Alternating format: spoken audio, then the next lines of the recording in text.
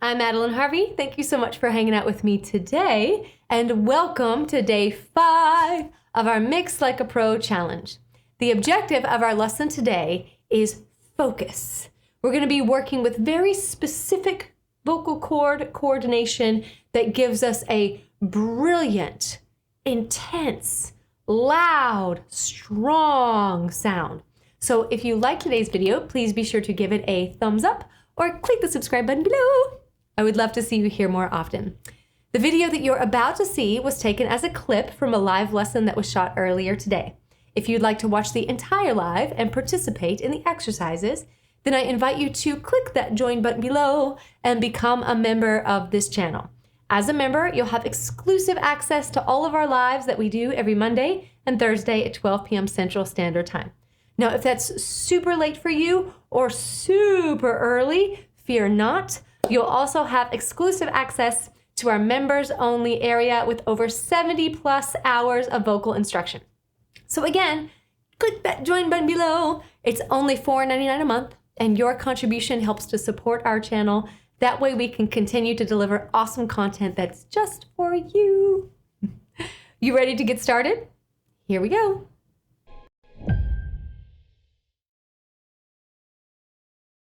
Welcome everyone to day 5 of our Mix Like a Pro series. We've been learning a lot so far about what the mix actually is and how to engage its pieces so that ultimately we can put them together like a big, beautiful puzzle that it is. Today, we're going to be talking about how to focus. Focus. So far, we've paid really special attention to the airflow process. Whether it's airflow or whether it's generating nice air pressure or resonating spaces, the objective so far has been about air. Today, we're going to take a look at its counterpart, which is chord tension. As we engage the chord's ability to stay nice and taut, we get a very clear, focused, powerful sound that's also quite effortless. So before we get into that, I just want to say hello to anyone who is new. Welcome. We do our lives every Monday and Thursday at 12 p.m. Central Standard Time. So we hope that you'll be able to join us. And then also, we've just launched a new Skillshare module. It is called Increase Your Vocal Endurance. We've got parts 1 and 2, so be sure to check those out.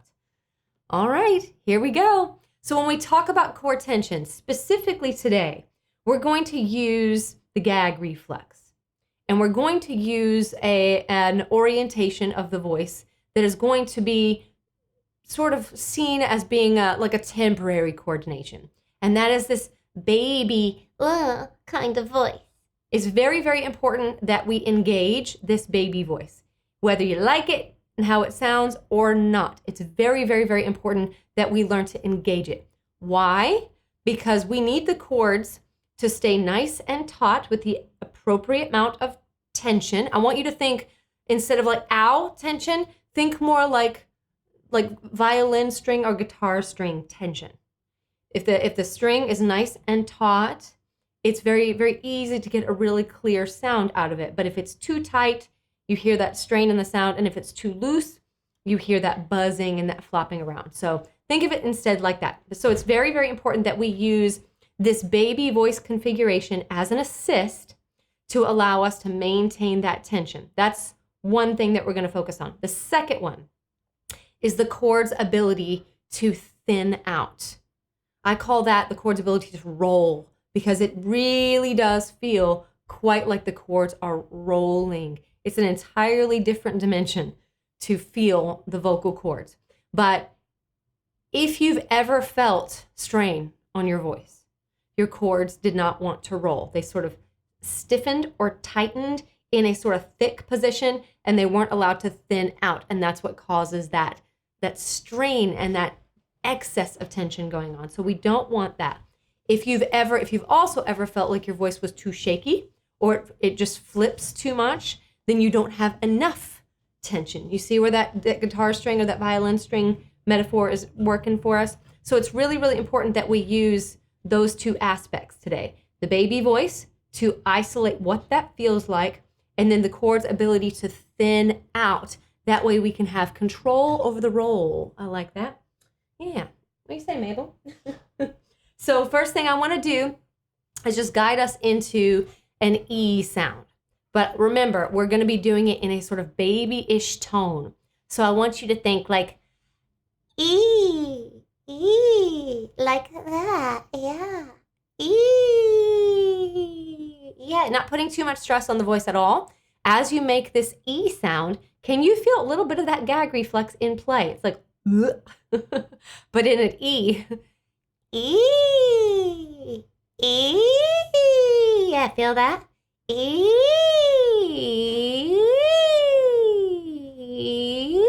Kind of hear the chords rolling. They'll get thicker on the low and thinner on the high. Very, very, very, very good. So let's put this in an exercise. Love how you guys can't see Mabel, but she's looking longingly out the window. She did not get to see Mail Lady today, and she loves Mail Lady. She's very mad at us for that. So we're going to start with our E, and we're going to slide up the octave. So it's just E. Now you will notice slight bobbles in the middle, and I'm good with that. I'm okay with that. But I just want, first and foremost, us to get those two aspects in movement. Baby voice, hold that. Let's try that together. Like it's like a baby trying to reach up and grab something. Like that. Can you feel that gag reflex on the very back of the tongue? It makes the tongue flatten out, which is why if you see my tongue going, that's why. The gag reflex, yeah, allows for that core tension to be nice and stable, and it stabilizes the throat at the same time. And then we're going to siren sort of inside of that. Everybody good with that? So here we go. We're just going to go, yeah, just that's it. Try it again.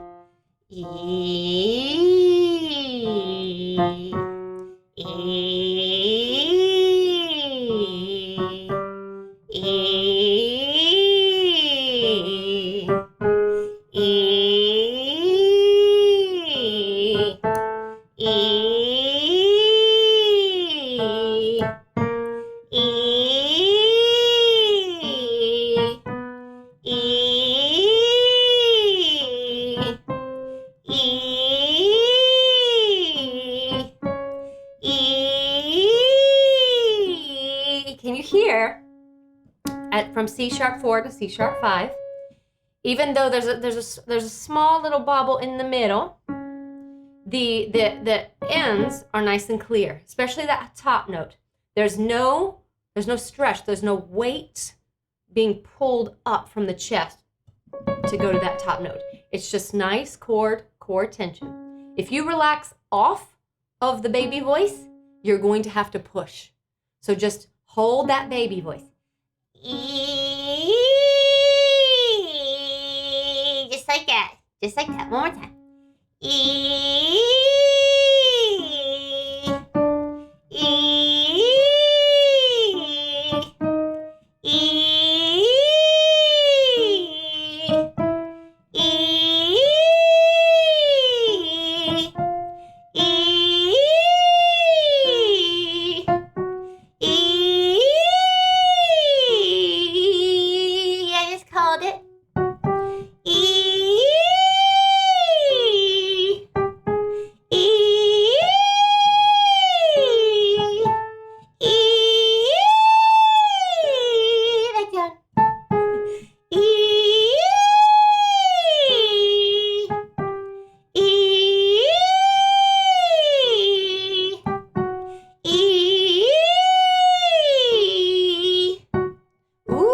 Again, and I had an epiphany.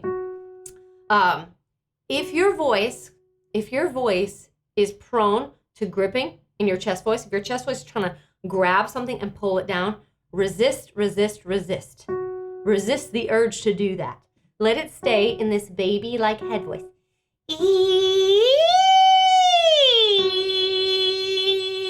Instead of yeah, we don't want a grippy chest voice right now. We just want to keep it even at that baby level. Let's try that one more time. E. E. E.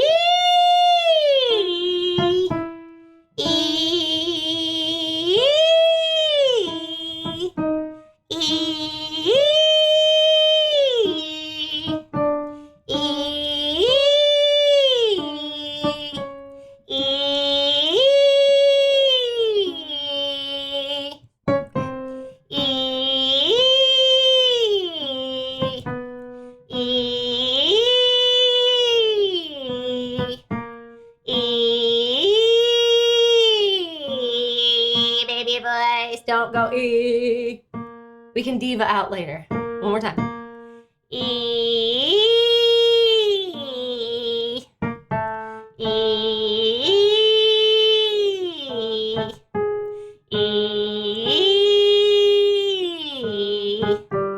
E.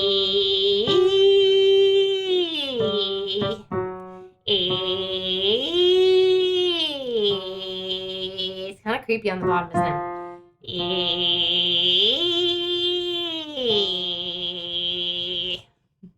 Yeah. Oh, yeah. I should have disclaimed this at the top of the lesson. You're going to sound kind of crazy today. You're going to sound kind of crazy, and that's okay. That's okay. Why? Because exercises are very rarely meant to create a polished sound. Now, there are like categories of exercises for that, but for the most part, actual exercises are like exercises you do at the gym. You want to isolate and target a specific muscle. So our specific muscle today is that gag reflex. And you may feel that even though we just slid relatively quickly up an octave doing little mini sirens, that the back of the tongue got some work. Like it might feel like, ugh, like my tongue is actually, as a muscle, it feels like it's been used. So let's go ahead and stretch it. Now this, I might do this because everyone tells me how freaky weird it is to see my tongue. So I might do this, but I also might not, so it's fun. So we want to stretch our tongue out and restore that blood flow. Get some length going on. So we're just gonna stretch the tongue out and down, but you may have to support your jaw because the tongue is connected to the jaw. If the tongue is pushing itself out, that may put some pressure on your jaw. We don't want big old pressure. So you may have to support your jaw a little bit and give a nice little stretch to the tongue.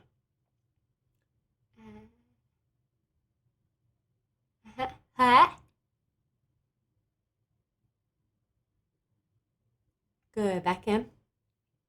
Go ahead. Again.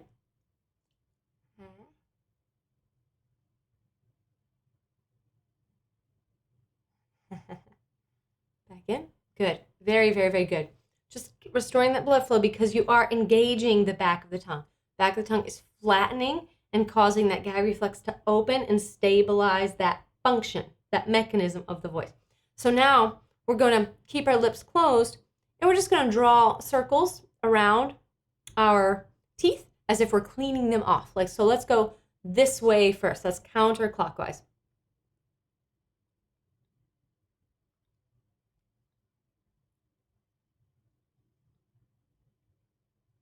I feel like my tongue's going like that. So now let's go the other way.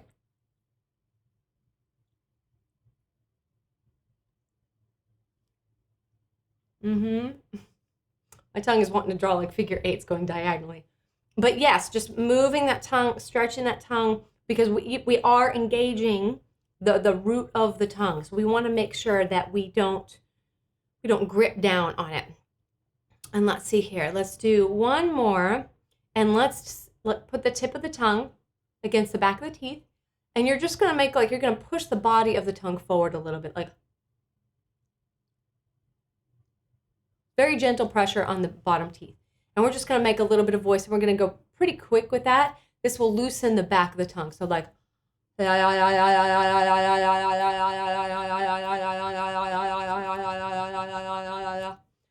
if that's too hard, you can certainly slow it down.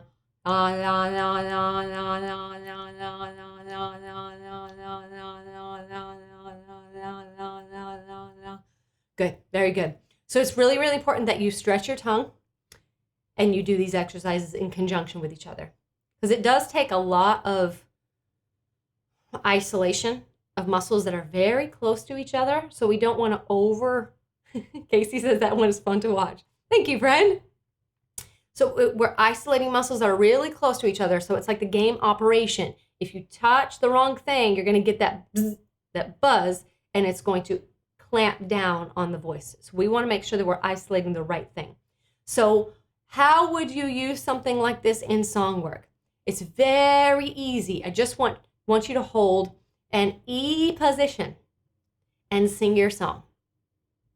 That's it. So instead of words, you're going to just hold that E position and sing the song. So if I went E,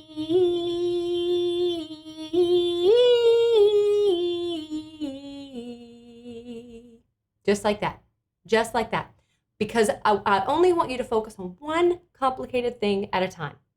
And if you're telling your body, if you're holding that position for your voice, your body gets that isolation. It builds a little bit more finesse and ease within that isolation work.